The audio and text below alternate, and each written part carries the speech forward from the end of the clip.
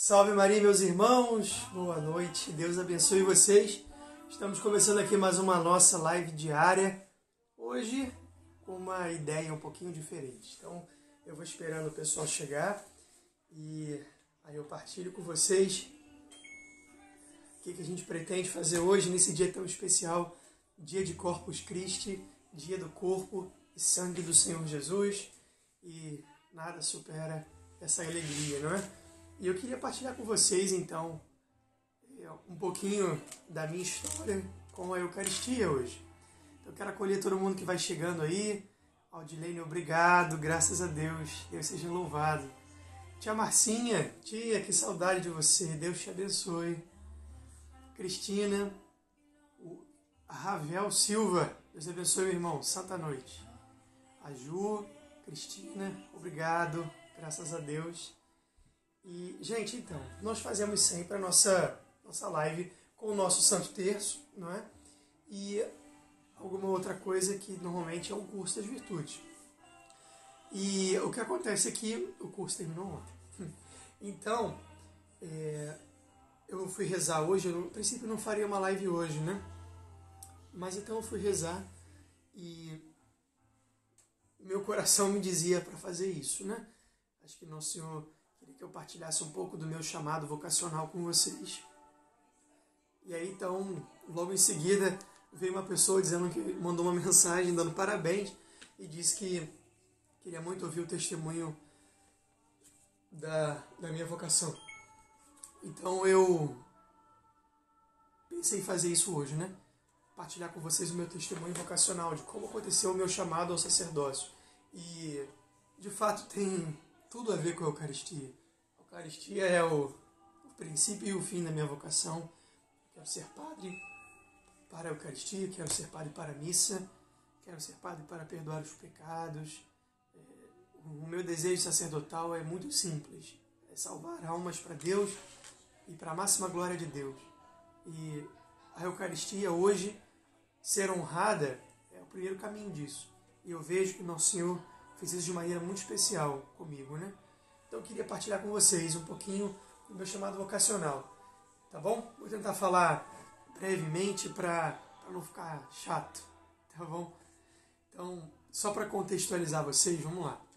Eu tenho 33 anos hoje e o meu chamado vocacional foi na Jornada Mundial da Juventude, em 2013, tá bom? Então, hoje nós estamos em 2020, então faz 7 anos do meu chamado vocacional, mas a minha conversão não foi em 2013, né? Em 2013, eu já tinha aí bem mais tempo de convertido. Eu estou fazendo 33 anos hoje e eu me converti com 19 para 20 anos, por aí, tá bom? Então tem aí já uns 14 anos de conversão. E o chamado vocacional veio só há 7 anos atrás. Então, assim, só para vocês entenderem quem eu sou e como começou a minha vida assim na igreja, né? Não vou dar meu testemunho de conversão. Eu queria falar para vocês sobre a Eucaristia na minha vida. E, enfim, começou assim. Eu sou de família católica. A minha família sempre foi católica desde pequeno, né? A minha avó era católica e meu avô também. E criaram seus 15 filhos. Meu avô e minha avó tiveram 15 filhos, minha família é enorme. Eu tenho mais de 60 primos, é uma benção. E a gente convive, hein? A gente vive todo mundo perto um do outro, é maravilhoso. Meus melhores amigos sempre foram meus primos. E a família então sempre teve essa raiz católica. Mas chegou um momento que eu percebi que era um catolicismo meio que de boca, sabe? Aquele catolicismo de IBGE mesmo, de pesquisa. Qual a sua religião? Católica. Praticante? Bom, eu ia à missa, mas era o máximo que eu praticava. Nada mais do que isso. E a gente sabe que isso não é viver a fé. Então, assim, eu era católico de boca, tá bom? Essa era quem eu era. E aí, quando eu tinha 11 anos de idade, aconteceu um fato muito importante na minha vida, que foi o falecimento do meu pai. O meu pai morreu de câncer no pulmão e enfisema pulmonar. Ele fumava muito. E aí ele morreu, né? Por causa da doença e tudo mais. E aí, o tempo foi passando e tal, minha mãe teve um outro relacionamento depois que o meu pai faleceu. E esse homem era um segundo pai para mim, sabe? a gente chamava ele de Dudu, ele era o segundo pai para mim. E nos tratava muito bem, era ótimo. Mas depois de 7 anos desse relacionamento, o relacionamento também terminou. Então, estou dando saltos porque essa não é a minha história, eu quero falar da minha vocação. E aí o relacionamento terminou, e quando o relacionamento terminou, foi um baque, sabe? Foi como perder um segundo pai, foi difícil.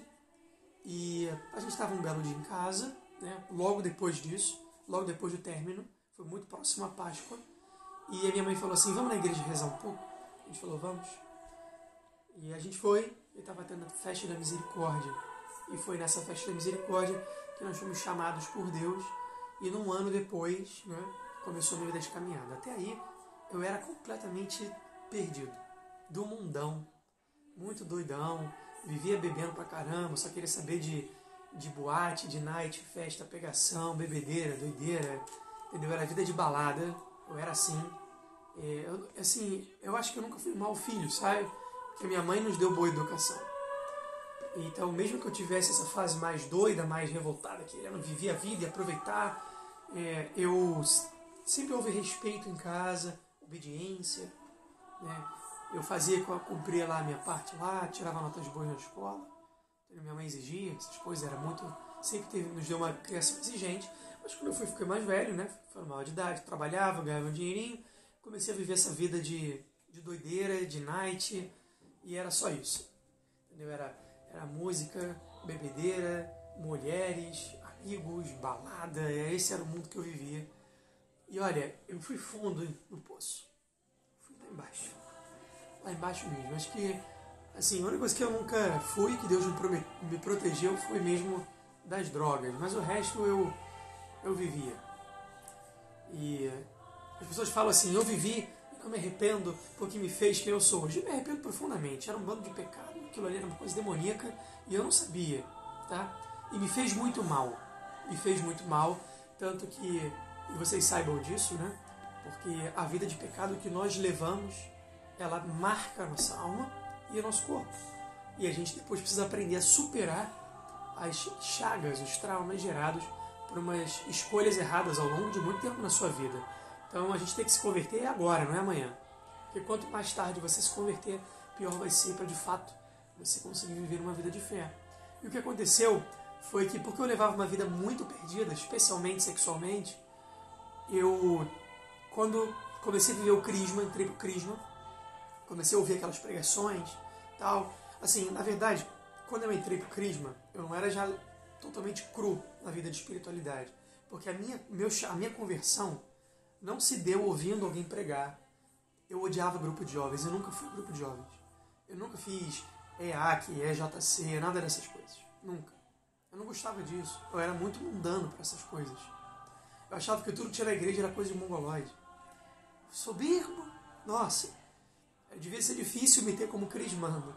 Mas a minha equipe foi muito benevolente comigo, né? A equipe do meu crisma. Depois me chamou até para ser da equipe. E eu agradeço e amo muito essa equipe até hoje. Tenho muitos e bons amigos lá. São pessoas que conseguiram passar por cima dessa dificuldade e não desistir de mim. E quando eu entrei no crisma, eu já tinha experiência de espiritualidade. Porque a minha conversão, ela se deu no momento de oração. Sabe? Eu não fui assim, chorar num retiro e que eu fiquei muito emocionado e tive aquela coisa, aquele momento. Não foi isso. Sabe? Foi do nada, naquela festa da misericórdia, quando não tinha ainda nenhum encontro com a igreja, eu estava saindo, o Leandro, meu xará, que era a pessoa que estava conduzindo aquele momento aqui, eu devo muito, porque foi a pessoa que ouviu o chamado de Deus e seguiu o que Deus mandou. Esse cara foi correndo, saiu da igreja, a gente já estava lá fora para ir embora, fora do pátio da igreja, na rua, no portão da rua, não do templo, fora do estacionamento do pátio, já para sair da rua, e ele chamou a gente, pegou no ombro e falou assim, alguma coisa em vocês me marcou muito.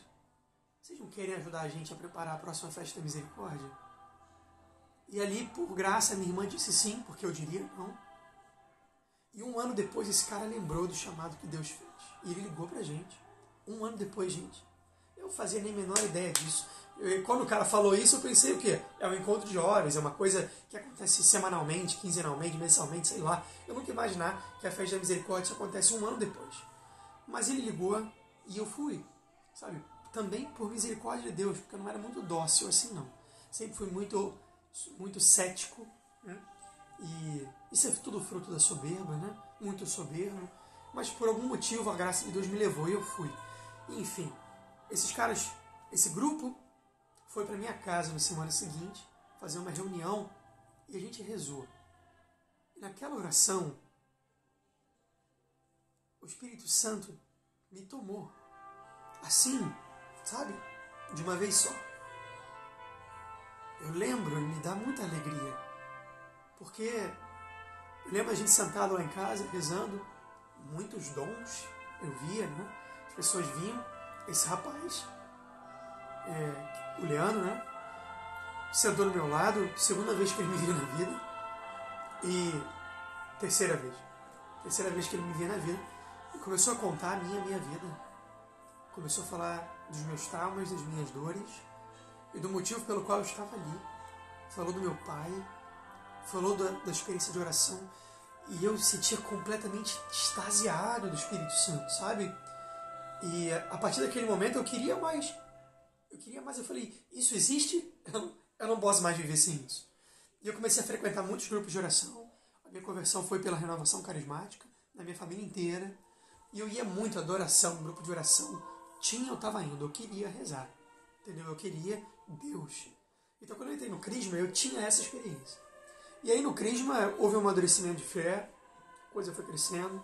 E nesse momento eu comecei a decidir viver uma vida de santidade. Foi no meu Crisma que eu tomei a decisão de falar assim, eu lembro, sentado naquela sala da cruz, na minha paróquia de origem, de olhando, não lembro o pregador, mas lembro de um dia, e estavam se pregando sobre castidade, e eu tomei uma decisão e falei para Deus, a partir de hoje, eu não quero fazer mais nunca nenhuma mulher pecar contra a castidade por causa de mim.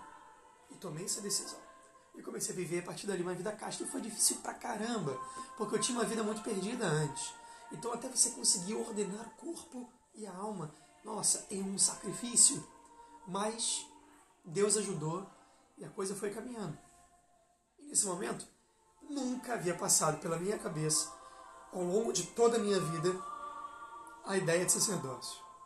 Eu era do mundo, quando eu me converti eu queria ser um homem de Deus, depois eu queria ter uma vocação matrimonial, só pensava em casar, ter filhos e tudo mais. E depois de um tempo disso, eu arrumei uma namorada que eu vivi um namoro santo. Foi o único namoro santo que eu vivi. Os outros eram namoros mundanos. Nós vivemos um ano de namoro e aquele namoro era para casar, sabe? Era para santidade. A gente vivia ali os mandamentos do Senhor pensando na nossa vocação. Nunca tinha pensado em ser padre. Então esse era mais ou menos o contexto. E aí, em novembro de 2012, nós terminamos o nosso relacionamento e a jornada seria em junho de 2013. Então, em novembro de 2012 até junho de 2013 eram 8 meses. Mas nesse momento, sabe, eu entendi que o caminho vocacional não tem que ser discernido querendo antecipar as graças de Deus para agora. Então, naquele momento, eu só queria ser santo, nada mais. E eu vivi esses 8 meses, assim, eu nem me preocupava em mulher nenhuma. Eu trabalhava, eu estava indo bem, né? Com mais 2 sócios, depois com um terceiro também. Eu era empresário e estava indo bem. Eu queria ter minha faculdade, minha empresa, não me importava muito com isso, e a igreja. Né? Essas eram 3 coisas que eu tinha na minha vida naquele momento. Minha faculdade, a empresa e Deus. E só pensava nisso. E aí eu queria ser santo, sabe? Então eu comecei a me aproximar de Deus, comecei nesse momento a fazer leituras melhores, né? Leituras de espiritualidade. Conheci um padre a quem eu devo muito também, que foi o padre Frederico, que acompanhou no nascimento da minha vocação. E foi um exemplo muito grande para mim, naquele momento, muito importante. Eu olhava para ele e eu via um padre que eu podia me inspirar. Eu falava, esse padre aí me faz pensar em ser padre. Mas não ainda, só depois do chamado, sabe? porque eu via muita coerência de vida e fé e retidão nele, e isso era muito alegre para mim, sabe? E ele me acolheu como um amigo e me ensinou muito. E eu agradeço muito ao Padre Fred até hoje, eu devo muito. Eu espero que ele saiba dessa gratidão e tudo bem. Então chegou na jornada, eu já vivia minha castidade sozinho, ou seja, um celibato, há 8 meses, mas não pensava em viver o celibato. Eu só queria ser santo e não tinha mulher ainda para eu casar. Era essa a situação. E aí veio a Jornada Mundial da Juventude. Foi quando tudo aconteceu. O padre Márcio, hoje padre, na época ainda era diácono, ele estava responsável pela liturgia da jornada. E ele era um grande amigo meu, é um grande amigo meu, e foi ele que me ensinou, inclusive, sobre liturgia. Ele era da minha paróquia de origem aqui na ilha. E aí tá bom. E aí ele pegou e perguntou se eu gostaria de participar, servindo como voluntário, nos atos centrais. Eu falei, claro. Eu fiquei muito feliz. E aí ele levou a minha família inteira, né? Nós servimos todos juntos. Eu, minha mãe, minha irmã e meu cunhado, Márcio, que na época não era casado com a minha irmã. Fomos todos servir nos atos centrais, na liturgia. Qual era o meu trabalho? Nós tínhamos que pegar aquelas caixas. Ah, um detalhe. Eu era ministro da Eucaristia nessa época. E aí, nós tínhamos que pegar aquelas caixas, abrir, tirar os paramentos, pendurar nas araras, né? Porque os cardeais iam chegar, todos do mundo inteiro, e eles iam ter que se paramentar para subir, para participar dos atos centrais com o Santo Padre. Então, o nosso papel era abrir as caixas, pendurar nas araras, deixar tudo desamassado, tudo arrumadinho, e quando eles chegassem e ir agilizando para que a coisa não demorasse, porque eles eram muitos, né? E aí tá bom. Então fomos, primeiro dia de atos centrais, fomos lá para Copacabana e começamos a ajudar, fizemos isso e tal. E eu estava assim muito feliz. Eu postava no Instagram o tempo inteiro. Eu acho até, nem sei se eu limpei isso. Acho que uma vez eu já limpei o Instagram. Mas talvez tenha alguma coisa lá embaixo disso, porque foi a última vez que eu postei foi aí. Depois disso eu parei com redes sociais, né? Agora eu voltei para poder fazer essas coisas de evangelização, mas é possível que ainda tenha alguma coisa no Instagram naquela época da jornada. E aí, postava, já tava nas nuvens, muito, muito feliz, e aí eufórico, né? Porque porque eu estava no backstage ali atrás, então eu estava vendo tudo acontecer muito de perto. Eu ia estar muito perto do Papa. Mas no primeiro dia, eu descobri que na verdade eu não ia estar muito perto do Papa. Eu ia estar lá atrás. Eu não ia ver nada. A gente serviu com alegria. E chegou a promoter da jornada, porque foi mais de uma, né? Os dias eram diferentes. Porque um dia seria lá em Santa Cruz, mas como foi, então era uma promoter separada, empresas separadas. Aí chegou essa promoter lá e ela falou assim, vocês todos aí de casaco cinza. O que aconteceu? A equipe da liturgia estava muito frio, não sei se vocês lembram, mas foi um tempo atípico. Fez um frio muito grande para o Rio de Janeiro. Então a equipe toda comprou o mesmo casaco cinza, mandou escrever voluntário atrás, porque não existia casaco de uniforme de voluntário. Só tinha aquela camisa amarela. E a gente não podia ficar todo mundo diferente lá dentro, tinha que estar uniformizado. Então toda a equipe de liturgia estava com aquele casaco cinza. Aí ela falou, chama todo mundo que está de cinza. Aí todo mundo que estava com aquele casaco, ou seja, toda a equipe de liturgia, chegou e ela falou assim, olha, não foi montado uma equipe de palco. E nós temos no palco não só o Santo Padre, os cardeais, os bispos, alguns padres, mas 300 peregrinos. Então, não lembro, vocês tinham aquelas bolas lá embaixo, né? Que eles chamavam de queijos. Então, naqueles 2 queijos, cada um cabia 150 jovens. Aí eles falaram, a promotora falou assim, eu não posso deixar 150 peregrinos de cada lado com acesso liberado ao Santo Padre. Então é preciso que haja uma equipe de palco para coordenar as coisas lá em cima. Então vocês vão ter que coordenar os peregrinos, o movimento dos padres, alocar os bispos nos seus lugares, tudo mais. Aí eu já fiquei assim nas nuvens. Falei, caraca, a gente vai trabalhar em cima do palco. Aí a gente vai ficar aqui cara a cara com o Papa Francisco e foi isso mesmo.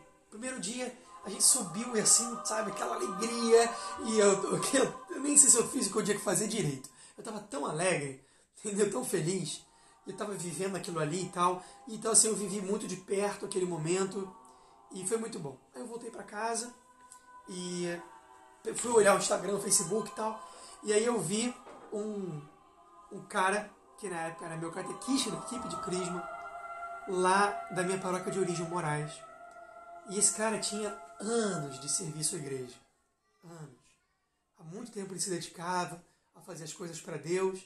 E aí ele estava mandando uma mensagem dizendo que ele estava assim, feliz por tudo que estava acontecendo, mas que ele estava um pouco triste, porque ele foi alocado para ficar num cordão de isolamento, longe pra caramba, e o Papa nem passou lá. Então acabou que ele ficou longe de tudo e não pôde participar da jornada naquele dia. E aí eu fiquei muito pensativo. Eu fiquei assim, falei, caramba, eu tenho tão pouco tempo de caminhada. Por que Deus me escolheu assim? Sabe, por que eu estou tão perto e o Moraes está tão longe? Ele merece muito mais do que eu. E eu fiquei refletindo aquilo e falei assim, eu preciso viver isso melhor. Sabe? Eu preciso dar mais valor a isso, mais valor espiritual e sair um pouco dessa euforia. E aí fui dormir. E aí, no dia seguinte de manhã, a gente foi fazer minha mochila, porque a gente tinha que levar a roupa porque tinha vigília. E na vigília a gente ia ficar direto em Copacabana, na praia, pro último dia, né? Que era a missa.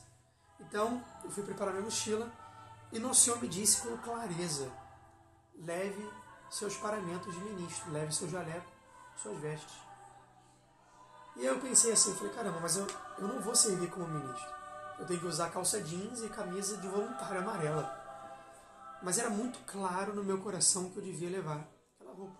Então eu botei minha calça social, meu sapato social preto, a minha camisa branca social e o meu jaleco de ministro da Eucaristia. Dobrei, pus na minha bolsa e fui. Não levei mais nada. Levei isso. E peguei a mochila e fui. E aí cheguei, a gente fez o que tinha que fazer, trabalhamos, né?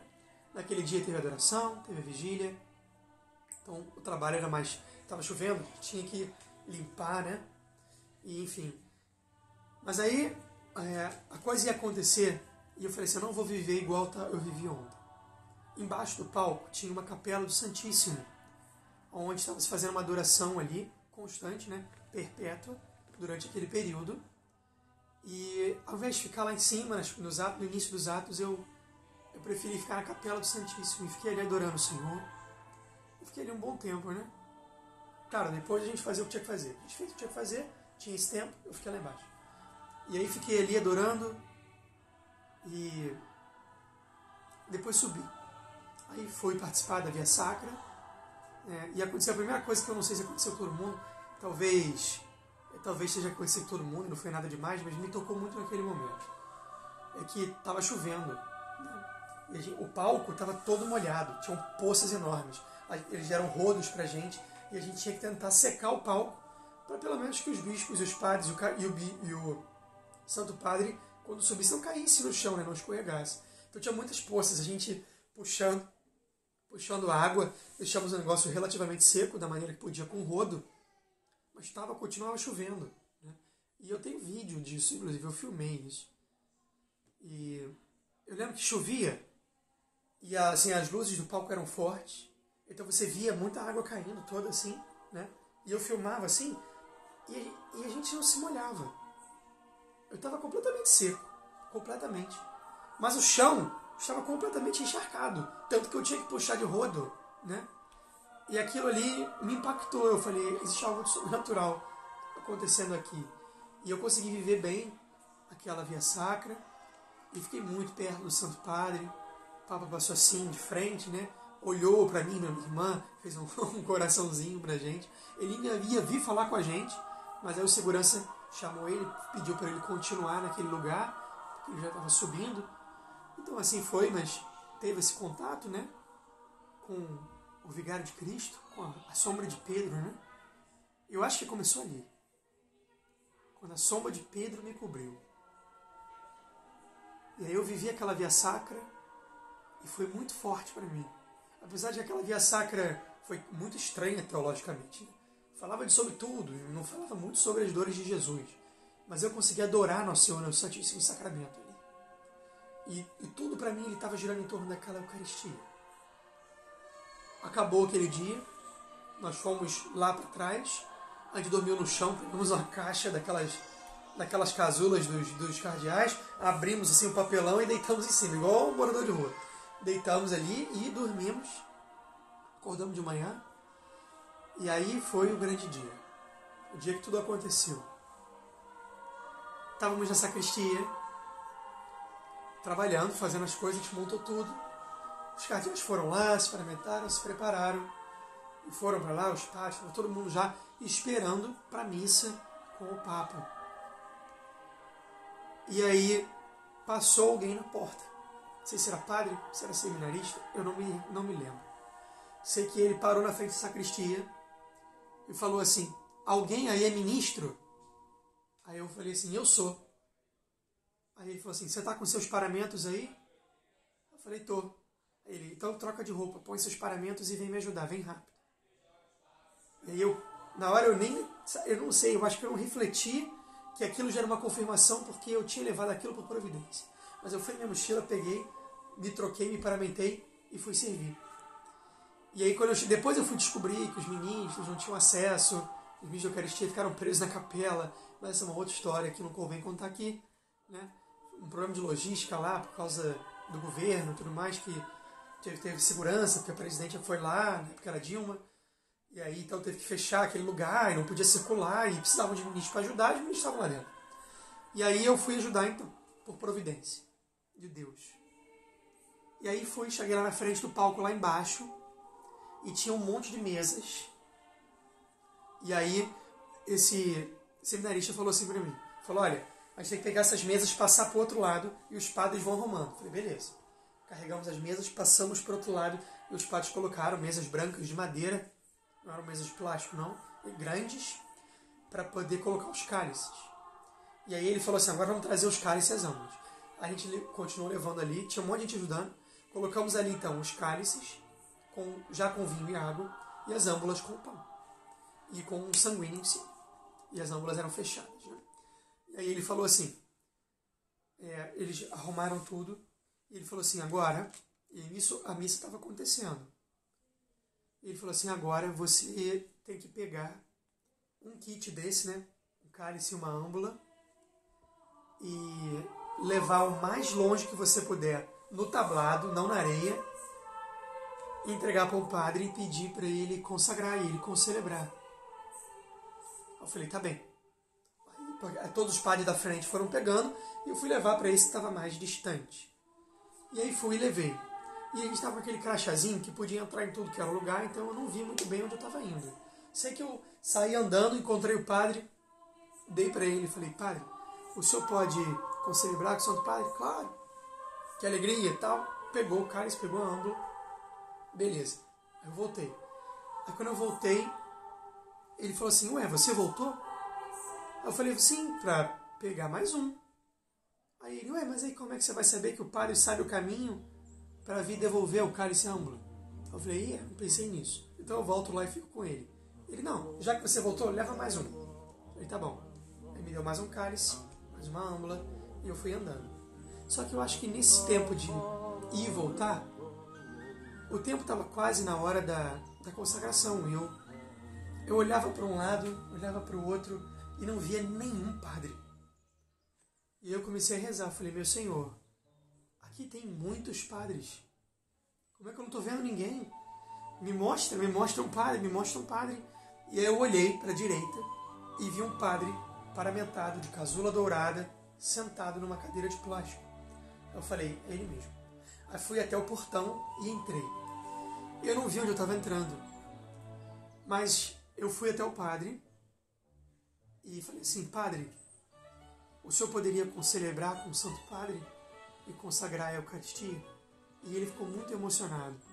E disse, claro, filho, que alegria. Pegou o cálice e a âmbula. Não, pegou não. Falou, claro, e levantou da cadeira. Quando ele levantou, ele pegou as muletas dele e se levantou. E aí, quando eu vi as muletas, eu olhei para o lado e eu vi que tinham muitos cadeirantes. E eu tinha entrado na área dos deficientes físicos. A área separada para quem tinha deficiência ou necessidades especiais. E eu não vi, eu saí entrando ali, entrei. E o padre estava ali. E eu reparei que a casula dele não era a casula da jornada. Era uma casula dele mesmo, dourada. E aí o padre pegou assim, soltou as muletas, tentou apoiar o cotovelo na muleta para pegar o cálice e a âmbula. E aí ele desequilibrou, ele ia cair, ele se apoiou na cadeira, na muleta. Aí me olhou e falou assim, filho, eu não vou conseguir. Depois eu fui saber, né, que o nome dele é Padre Alailson. E o Padre Alailson estava com uma doença na perna, um câncer. Mas, com a glória de Deus, hoje ele está bem melhor. E ele ia se desequilibrar e falou, não vou conseguir. E aí eu disse a ele, padre, o que eu posso fazer para lhe ajudar? E aí ele falou assim, segura que eu vou consagrar nas suas mãos. E aí eu me ajoelhei, segurei o cálice e a âmbula para ele assim, e com o Santo Padre e todos os padres que estavam lá, ele pôs as mãos, consagrou a Eucaristia, tomou o sangue, me deu a Eucaristia e falou, você pode distribuir? Eu não consigo. E me deu a âmbula. Eu peguei a âmbula e distribuí ali na área dos deficientes, o que também foi providência, porque eles não iam comungar. Não tinha nenhum ministro ali. Nenhum. E eles não podiam sair, né? E aí eu voltei, sim, com a âmbula já vazia, para buscar o cálice. Ele havia já bebido e purificado o cálice. Pôs o sanguíneo dentro, olhou assim para mim, apertou a minha mão e botou um papelzinho na minha mão. Nesse papelzinho estava escrito o e-mail dele e assim, a amizade que nasceu na missa. Aí eu, muito emocionado, olhei para ele também, a gente se abraçou, aí ele me afastou assim dele, né? E falou assim para mim, filho, hoje você foi ao altar.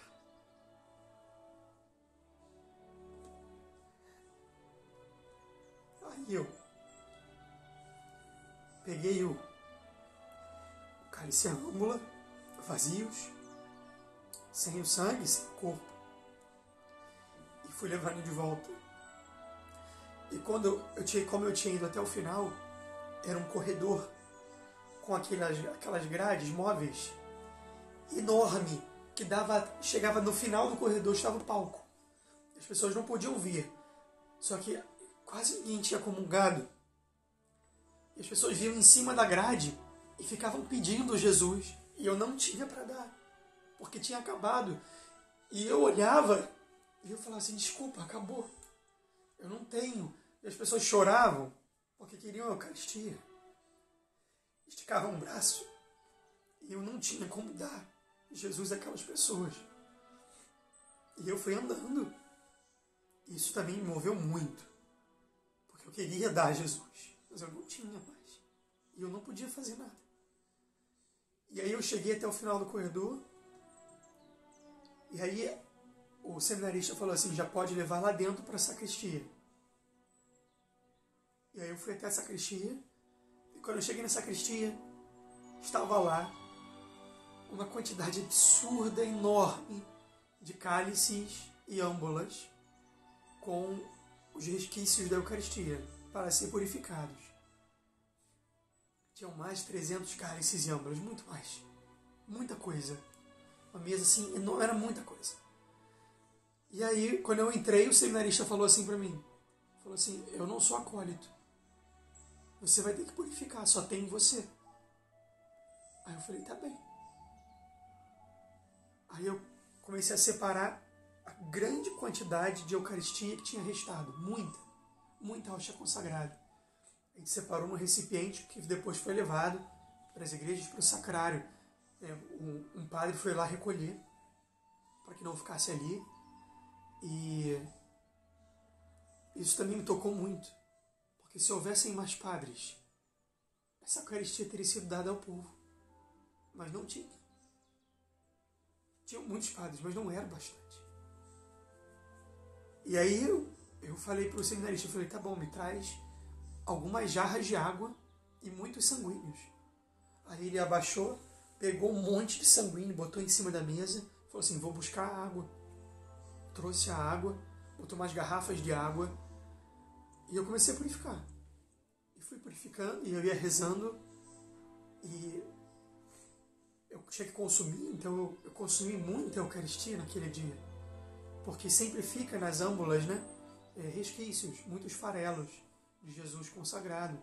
Então eu ia juntando e eu consumia e jogava água e eu já estava purificando há mais de 1 hora. Era muita coisa. Aí depois um padre passou na porta e eu falei, padre, o senhor pode investir mais alguns para me ajudar porque eu não vou terminar. Já estava tarde, já estavam encerrando as coisas lá. O Papa já tinha ido até para o Rio Centro para aquele encontro final com os voluntários, mas eu não pude ir porque eu estava com o Nosso Senhor. E mais 2 vieram me ajudar, a gente terminou. E aí eu voltei para casa aquele dia. Aí chegou de noite em casa e eu não sabia o que era. Eu não pensava em ser padre. Eu só queria muito ser santo. Muito. E queria amar a Deus mais do que tudo. E aí eu falei para minha mãe, mãe, eu não sei o que aconteceu hoje, mas é como se Deus tivesse descido do céu, enfiado a mão dentro de mim e me mexido em alguma coisa. Eu sou uma pessoa, eu sou outra pessoa. Eu não sou mais quem eu era. Sabe, eu me sinto novo. E eu não sei dizer o que é isso, eu não sei explicar, mas algo de mim mudou e nunca mais vai voltar a ser como antes. E de fato, mudou. E aí, eu procurei o Padre Federico, que era esse padre amigo meu que eu falei para vocês. Pedi para ele para conversar. Aí ele falou que ele achava que estava nascendo uma vocação sacerdotal. Mas eu nem pensava nisso. E aí ele falou, bom, vai fazer direção espiritual. Eu falei, tá bem, o que é isso? E aí ele me arrumou um diretor espiritual. Meu primeiro diretor espiritual foi o Padre Luiz Fernando Sintra, do Opus Dei. E eu comecei a frequentar o centro da obra do Opus Dei para fazer minhas direções espirituais quinzenalmente. E o Padre Federico, claro, ele não foi meu diretor na época porque ele morava em Roma. Hoje ele está aqui, graças a Deus, mas ele morava lá na época também, então não tinha como. E aí eu fiz a direção espiritual, comecei a conversar com o Padre Luiz Fernando. Isso foi em junho de 2013, né? E ele não me deixou ir para o GVA, o Grupo Vocacional Arquidiocesano, porque essa experiência foi tão forte que poderia ser uma coisa de emoção, sabe? Que passageira. Perdão. Podia ser uma coisa passageira. Então ele me fez fazer 8 meses de direção espiritual. E aí no final, já tinha passado 8 meses de direção e muito tempo sem falar nisso. E aí ele perguntou para mim assim, e aí, você ainda pensa em ir pro seminário? Eu falei, penso, padre, todo dia. Aí ele falou assim, então pode ir. Então você está liberado. Começa o GVA. O GVA começa nesse fim de semana, então você pode ir lá, nesse domingo, no primeiro encontro do GVA. E aí eu comecei a frequentar o GVA, né? E que é o Grupo Vocacional Arquidiocesano, é um grupo de discernimento vocacional para quem quer ser sacerdote lá no Seminário São José. E aí foi o ano todo no GVA. E assim, ao longo desse tempo, Nosso Senhor me deu muitas confirmações. Muitas. Eu sou uma pessoa muito agraciada, porque Deus conhece o meu orgulho, a minha vaidade, a minha teimosia, e Ele não foi singelo em me dizer a minha vocação. Além dele ter me dito claramente que o meu caminho é o caminho da Eucaristia, e que eu nasci para ser altar, porque o altar é Cristo. O que eu achei muito bonito foi quando eu cheguei no seminário, no primeiro encontro do GVA, tinha uma toalha no altar. E estava escrito, Cristo ara est. O altar é Cristo. E o meu encontro nasceu naquele dia que o padre olhou nos meus olhos e falou, você foi altar. Sabe? Eu entendi isso. E quando eu olhei, eu falei assim, é aqui. Eu tenho que estar aqui. Aqui é o meu lugar hoje. E aí, Deus confirmou muitas vezes, né?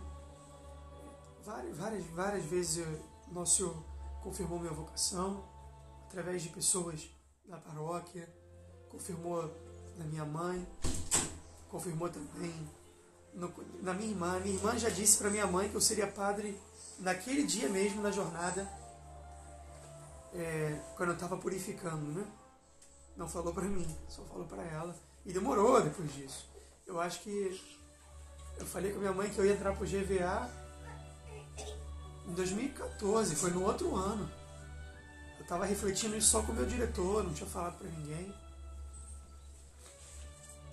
Teve também alguns casos muito engraçados, né? De Nosso Senhor, assim, mostrando muito claramente. Eu lembro que eu estava indo para o trabalho, eu trabalhava em Ramos, e eu estava parado no posto de gasolina, abastecendo o carro, e veio uma velhinha, uma senhora. Eu estava discernindo se eu ia ou não ia para o encontro vocacional. Aí ela bateu no vidro do meu carro, assim, forte no meu vidro motorista. Aí eu, na hora, já fiquei incomodado, né? Batendo assim no vidro. Aí eu já olhei assim, abri o vidro meio irritado, né? Falei, pois não, senhora? Aí ela falou assim pra mim, olhando a mim no meu olho. Você sabe que Deus está lhe chamando, não sabe? Aí eu falei, eu sei sim, senhora. Eu estava irritado. Eu falei, eu sei sim, senhora. Pois vá logo e obedeça a Deus. Deus não tem pressa, não tem que ficar esperando, não. Toma aqui isso aqui. Aí me deu um papelzinho com 2 passagens dessa Escritura escrita. Eram 2 passagens vocacionais. Então, isso já foi uma das coisas. Outra vez, viajando com a minha família, estava em outro país, numa igreja, mas não estava assim, num lugar de peregrinação, não, eu estava nos Estados Unidos, e num lugar de férias, estava em Orlando, e eu estava numa igreja lá, chama Maria Rainha do Universo, que é uma basílica, Mary Queen Shrine, e eu fui rezar na imagem de Nossa Senhora. Aí rezei ali, então normal, gente, não era seminarista, estava de calça jeans, estava de camisa, não lembro se era polo, dessa vez era polo. Camisa polo, normal, tênis, calça jeans. E aí veio uma senhorinha naquelas cadeiras eletrônicas que eles usam, né? Cadeirinha, parou assim, aí falou, ei, psiu. Aí eu olhei assim pra trás, ela falou assim, você vai ser padre, né?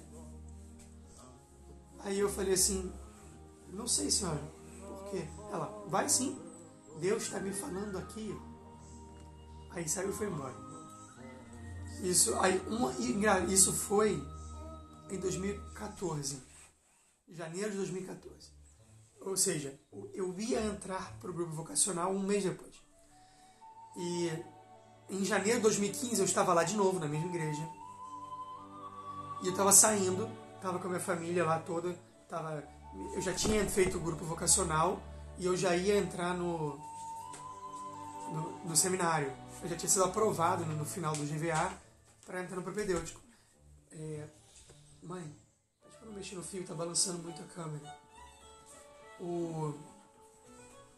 E aí eu já tinha sido aprovado para entrar no seminário. Então eu já ia entrar no propedêutico, mas não tinha entrado ainda, né? Só tinha acabado o grupo vocacional. Aí estava nessa mesma igreja, e no pátio da saída dessa mesma igreja tem uma imagem enorme de São Miguel Arcanjo. Enorme, linda. Deve ter uns 2,5 metros de altura, muito bonita. E nós fomos tirar uma foto ali. Eu, minha mãe, minha irmã, meu cunhado e minha sobrinha pequenininha de 1 ano no colo. E aí passou uma moça, e aí eu pedi para ela, falei, você pode tirar uma foto pra gente? Aí ela falou assim, claro, posso sim. Pegou meu celular, bateu uma foto. Eu falei, muito obrigado, tá? Obrigado, tchau, tchau, tchau. Foi embora. A gente continuou ali, aí vimos a foto e tal. Aí volta ela com uma caixa na mão, né? E aí, uma caixa grande assim, uma caixa desse tamanho assim. E aí veio com a caixa assim, segurando. Ela falou assim, eu posso te dar um presente? Aí eu falei assim, mas um presente pra mim? Poxa, você nem me conhece, tem certeza? Ela, sim, eu tenho certeza. É o meu apostolado. Eu dou imagens de São Miguel Arcanjo para padres missionários. E aí me deu uma imagem linda de São Miguel Arcanjo, que está no seminário, no meu quarto, não está aqui, não posso mostrar para vocês hoje, um dia eu mostro. E mais uma confirmação. Teve pessoas na paróquia também, né? Algumas pessoas de muita oração na paróquia, tia Claudete, falou a minha mãe também, enfim, várias outras confirmações. Mas o que eu queria que ficasse para vocês hoje é que hoje, no dia do corpo e sangue de Cristo, né? E hoje eu faço 33 anos. A idade de Nosso Senhor, a idade da conversão de Santo Agostinho, bem no dia do corpo e sangue de Jesus, isso é muito importante para mim. Eu vejo que não é coincidência, né? Se Deus já me conhecia antes de eu nascer, Ele me preparou para hoje e para o dia da minha ordenação, para o meu sacerdócio. E a minha vocação é da Eucaristia, sabe? Nasceu de Jesus Eucarístico e, se Deus quiser, vai morrer em Jesus Eucarístico. E eu queria que vocês entendessem como a Eucaristia pode mudar a vida de vocês. E mudar para melhor, e mudar muito, muito. Porque às vezes a gente fica fazendo assim muitos esforços, né, para não se doer de quem você foi. Mas não importa quem você foi. Importa o que Deus pode fazer com você agora. Eu fui muito ruim. Eu fui mundano, um jovem perdidão. Mas Deus fez algo no meu coração. E foi a Eucaristia que fez. E pode fazer em você. Então, nunca trate a hóstia sagrada como um pedaço de pão. Nunca trate Jesus Eucarístico com irreverência. Ele é a presença real que nunca irá embora. A gente parece muito grandioso que Deus tenha descido do céu e se feito um homem como nós, tão miserável. Mas Ele se fez muito menos que um homem. Ele se fez um pedaço de pão. Pão é morto. Pão tem vida. É muito menos do que um ser humano. E Ele se fez isso. E Ele não se fez uma vez. Ele se faz todos os dias para permanecer conosco até o fim dos tempos.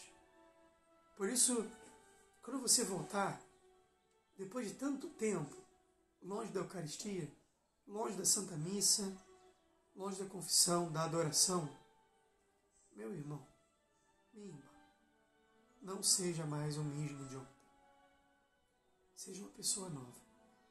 Porque Deus faz novas todas as coisas e a Eucaristia está lá para você. Perceba quanto tempo os sacrários estão abandonados, sem ninguém para adorar. Não tem ninguém com Jesus lá adorando Ele nesses sacrários. Que isso nunca mais aconteça. Porque quando nós voltarmos, não será mais assim. Porque ao invés de ficar brincando, batendo papo, vendo o celular, quando você estiver na igreja, você vai estar adorando Jesus Eucarístico. Que as capelas do Santíssimo não comportem tanta gente. Que o sacrário tenha que voltar para o centro da igreja. Porque eis que nascerá nos fiéis um amor eucarístico imenso de santos. E que o povo fiel católico volte a crer em Jesus Eucarístico. E não creia num Jesus que passa e te abençoa num passeio do Santíssimo Sacramento e você volta para casa e vive sendo a mesma pessoa. Porque as missas de reparação têm que ser celebradas para perdoar os teus pecados. Que ficam blasfemando contra Jesus com uma vida egoísta e luxuriosa. Não é para isso que você foi criado. A sua vocação é de eternidade. Eternidade. Que adianta você ir à igreja adorar Jesus Eucarístico e quando você sai dali você parece que nem é católico? Como? O que isso adianta? O que adianta você chorar e levantar seus braços? Se você de fato não vive uma vida de fé, se a tua vida não é uma reparação pelos pecados dos pagãos, cara, você é católico. Para de ofender a Deus. Creia em quem Ele é e viva segundo isso que você crê. É para isso que nós estamos aqui hoje. É para isso que Deus nos deu, talvez seja para isso que Deus nos tenha dado essa pandemia. Permitido, talvez, para usar uma palavra menos escandalosa, mas de fato, segundo São Tomás, tudo acontece pela vontade de Deus, ainda que seja uma causa intermediária e não primeira. Mas é um papo filosófico.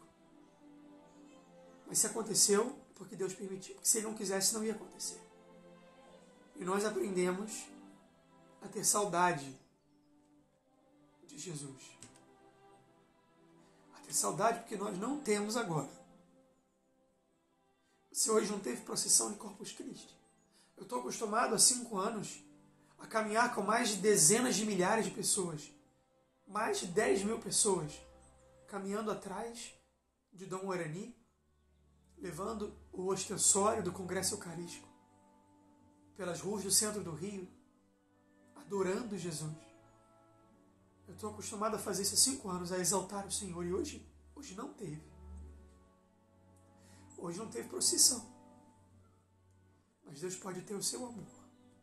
E o seu amor repara o coração de Deus. Então creia. Bento XVI dizia que o valor das coisas está fora delas. Ele fala isso na introdução ao cristianismo. Ele quer dizer que a gente aprende a dar valor quando a gente não tem. E o fato de Jesus permanecer conosco todos os dias até o fim da vida faz a gente banalizar a coisa mais preciosa que existe, que é nosso Senhor.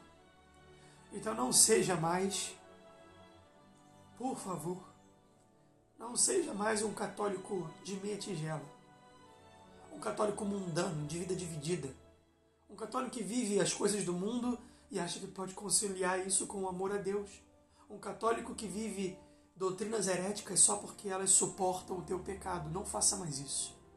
Não faça isso. Se una à Virgem Maria, se una a Nossa Senhora do Rosário de Fátima e vamos reparar o Sagrado Coração de Jesus e o Imaculado Coração da Virgem Maria. Vamos reparar. Jesus não pode mais ser ofendido assim. Não pode. E depende de nós.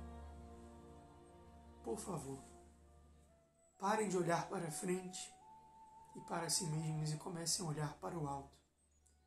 O único motivo da nossa vida é Cristo.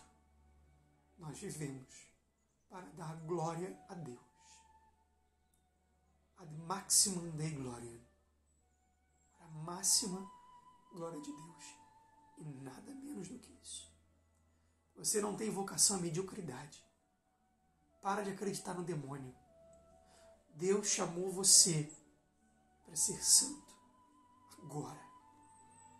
Hoje no seu quarto, ajoelha no chão, fecha a porta e adora Jesus. Mais do que você jamais adorou antes. Como se Ele tivesse exposto no Santíssimo Sacramento na sua frente. Adore o Cristo, porque Ele está aí. Ele está dentro de você. É o que Santo Agostinho descobriu no seu aniversário de 33 anos. Tarde te amei, ó beleza tão antiga e tão nova. Tarde te amei, estavas dentro e eu te buscavas fora. Olhai para o vosso coração e encontrareis o Cristo. Quando encontrar, adorai-o. Essa é a justiça. Dar a Deus a sua adoração. Eu acho que dá tempo de rezar rapidinho a nossa novena do Sagrado Coração de Jesus. Em nome do Pai, do Filho e do Espírito Santo. Amém. Ó divino Jesus, que dissestes: pedi e recebereis, procurai e acharei, batei e abri-se-vos-á. Eis-me prostrado aos vossos pés, cheio de viva fé e confiança nessas sagradas promessas, ditadas pelo vosso sacratíssimo coração e pronunciadas pelos vossos lábios adoráveis. Venho pedir-vos, faça um pedido, peça a santidade, peça ao céu, não peça coisas mundanas, elas passam.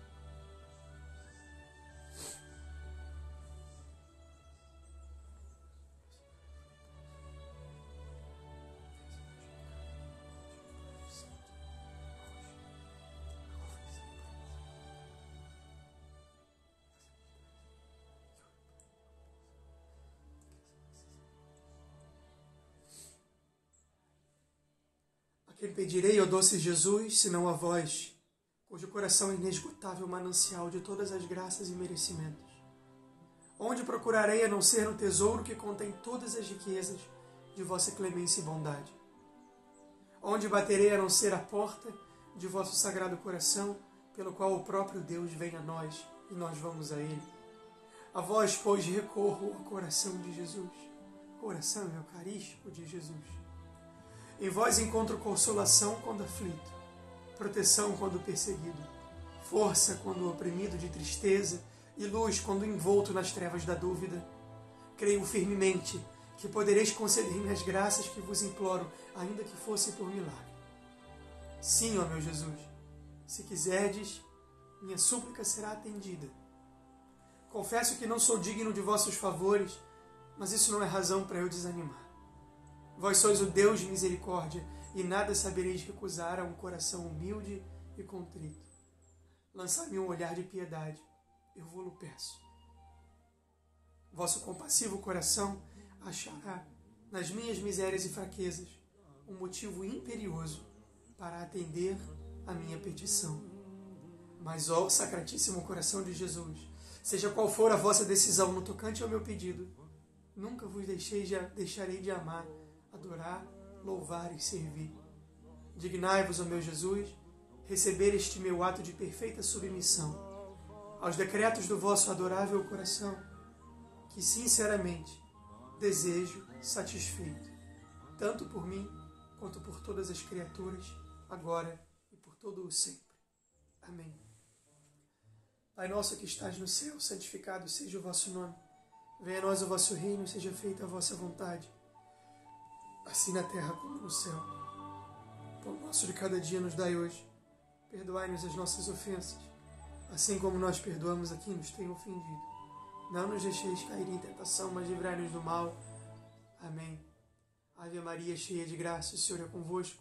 Bendita sois vós entre as mulheres, bendito é o fruto do vosso ventre, Jesus. Santa Maria, Mãe de Deus, rogai por nós, pecadores, agora e na hora de nossa morte. Amém. Glória ao Pai, ao Filho e ao Espírito Santo, como era no princípio, agora e sempre. Amém. Doce coração eucarístico de Jesus, que tanto nos amais, fazei que eu vos ame sempre e cada vez mais. Permaneçamos unidos, meus irmãos, para a máxima glória de Deus, em pureza, humildade e amor a Deus. Em nome do Pai, do Filho e do Espírito Santo. Amém. Muito bem. Já vai acabar a live, mas o José Augusto falou uma coisa muito bonita aqui. O valor das coisas está fora delas, pois o valor das coisas está em Deus. Muito bom, meu irmão. Eu vou te falar que eu não tinha pensado nisso. Traz uma luz maior para esse entendimento de Bento XVI. Obrigado. Acho que Deus lhe inspirou hoje, pelo menos a mim. Tá bom? Meus irmãos, muito obrigado por terem ouvido aqui com paciência até o final. Adorem Jesus Eucarístico. Amem-o mais do que tudo. Fiquem com Deus. Amanhã a gente começa nosso novo curso e continua o nosso rosário cotidiano. Tá bom? Deus abençoe vocês. Fiquem com Deus. Salve Maria.